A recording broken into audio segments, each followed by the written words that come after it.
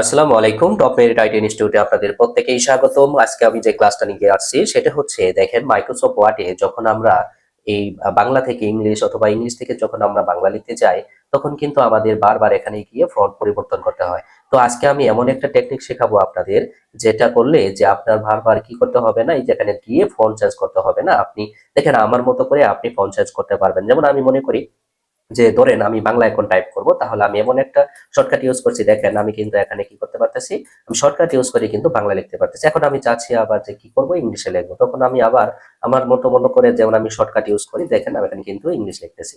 তো আবার আপনি যদি কোন যে আমি আবার বাংলা লিখবো, সেক্ষেত্রে দেখেন আমি কিন্তু এখানে আবার কি করতে পারতেছি, বাংলা লিখতে পারতেছি। ঠিক আছে?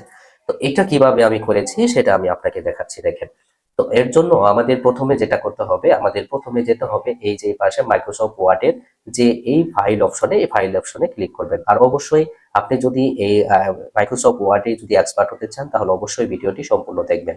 এরপরে দেখেন আমরা ফাইলে আসার পর এই যে অপশন নামে যে অপশনটা দেখতেছেন, যে এখানে অ্যাকাউন্টের নিচে যে অপশন নামে ফাইলটা পাচ্ছেন, এখানে আমি ক্লিক করব। ক্লিক করার পর দেখেন এই পাশে যে কাস্টমাইজ রিবন লেখা আছে, সেখানে আমি ক্লিক করব।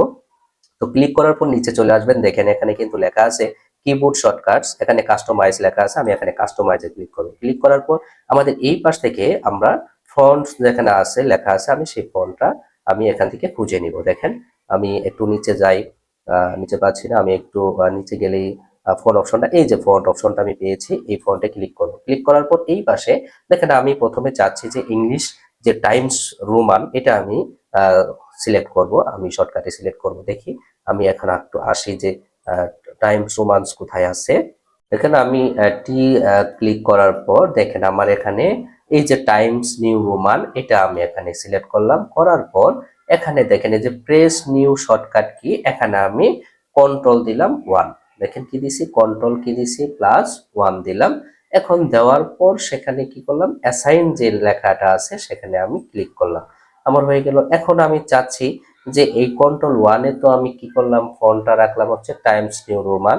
আমি এখন চাচ্ছি যে আমি এই ফন্ট 2-এ কন্ট্রোল 2 দিয়ে আমি কি করব, আমি শুটনি এমজি মানে যে বাংলা ফন্টটা, আমি সেটা আমি এখান থেকে করব। দেখি বাংলা ফন্টটা কোথায় আছে, দেখেন এই যে শুটনি এমজি কিন্তু আমি পেয়েছি। তো এটাকে আমি করব হচ্ছে এই যে প্রেস নিউ শর্টকাট কি, সেখানে আমি কি করব, কন্ট্রোল 2 দিলাম। কন্ট্রোল 2 দিলাম, এখানে দেওয়ার পর এই যে অ্যাসাইন লেখা আছে সেখানে আমি কি করব, ক্লিক করব। ক্লিক করার পর এখানে ক্লোজ লেখা, যেখানে লেখা আছে ক্লোজ করে দিব। দেওয়ার পরে এখানে যে ওকে অপশনটা আছে সেখানে ওকে করব। এখন দেখেন আমি যদি আহ একটু নিচে যাই, দেখেন আমি যদি এখন বাংলা লিখতে চাই তাহলে বাংলা আসবে।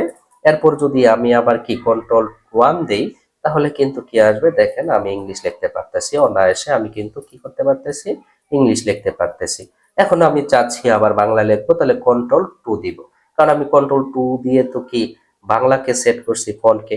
এখন আমি দেখেন ইচ্ছা মতো কিন্তু আমি কি করতে পারবো, বাংলা লিখতে পারবো। ঠিক আছে, আশা করি আপনারা বুঝতে পেরেছেন। তো আশা করি অবশ্যই আমার ভিডিওটি আপনাদের জন্য হেল্পফুল। তো অবশ্যই আমার চ্যানেলটি সাবস্ক্রাইব করবেন এবং আপনাদের বন্ধুদের মাঝে বেশি বেশি শেয়ার করবেন। সকলেই ভালো থাকেন, সুস্থ থাকেন। আল্লাহ হাফেজ।